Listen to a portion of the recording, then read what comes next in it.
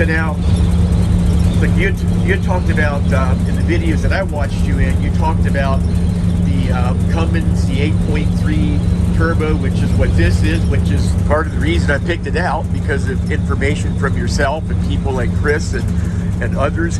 I learned about the wet sleeve, that you can rebuild it without taking the engine out, and the DT466 also has that. And then I guess most of the other ones are a parent sleeve that you got to rebuild the motor and get it machined. You're going to have to take it out of the chassis and send it to a machine shop.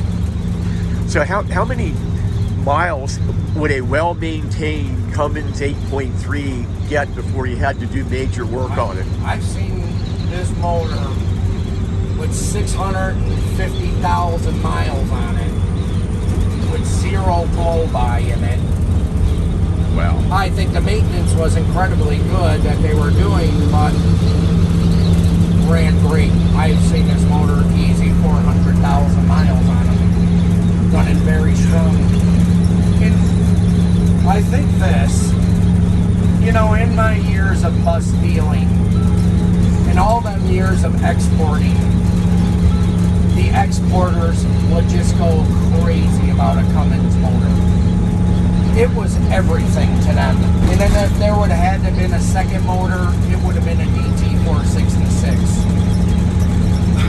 And I think, you know, over this decade of exporting buses out of the country, and that same scenario is always up. Cummins first, DT second. We love these engines. You know, it would just start rubbing off on me. Once I opened my eye up to that motor and really paid attention to it, you really just started to realize how good this engine actually was. In this era, this has a caps pump in it. They had problems with the caps pump. This has been replaced in here. No worries about it. Once they updated the caps pump, it was no longer a problem. The beautiful thing about that thing is, too, the guy who updated the caps pump and fixed it is a friend of mine. He's a master mechanic from Cummins. He no longer works for Cummins because Cummins would treat him like the prodigy he is, because he is by far one of the best mechanics I've ever been around. Did you say he did this bus? He's the one who actually fixed the problem in the caps pump for this motor. Okay. All of them. All of them. Okay. Yeah, he worked for Cummins. And what happened with that pump was, if the pump misfired, it really didn't have a place to do it. And that was the true problem with the pump. The pump didn't fire exactly when it was supposed to. And when it missed its firing time, it started making lots of problems in that injection pump.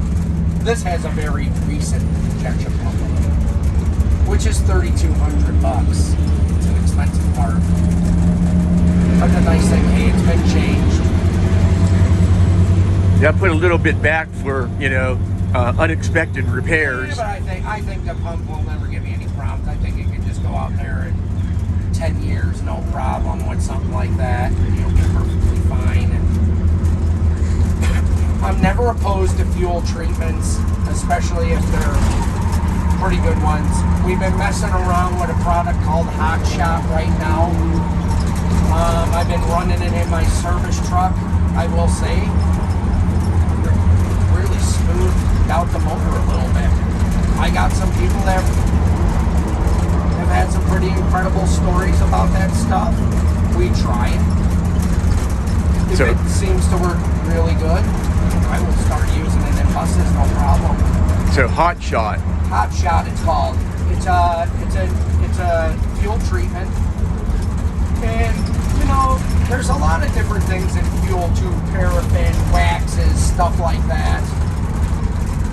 Things like that will start clogging. You know, just like us. Hey, we eat a bunch of bad shit. Well, we clogged up our arteries. You know, we take a shit there. You know, the heart pops out. Yeah. Same thing is happening in the fuel system too. Now, what about like Seafoam? I always used that in my old Seafoam truck. is pretty good, actually. You know, the old Seafoam, I forgot there was some crazy chemical in it, and you know, they took that off the market for some years until they redeveloped that. I think, you know, it's a new formula in there. Yeah. They made a new formula, but Seafoam is real good because, you know, the thing about it too is it has some pretty good detergent in there. You start pouring that thing in your crankcase a little bit right before you change your oil. I mean, it'll wipe a lot of extra stuff out of your motor. So you put it in and run it just for a little bit, like Yeah, you can, and then just flush it. It helps emulsify any byproducts inside there. Or if stuff's hanging out in a corner, in the deepest, darkest corners, and you got buildup. You know, when we got dirt and dust and things like that mixing with oil, well, shit, that can start making a little grit sometimes. And Seafoam is good. I use stuff like that too. So I mean,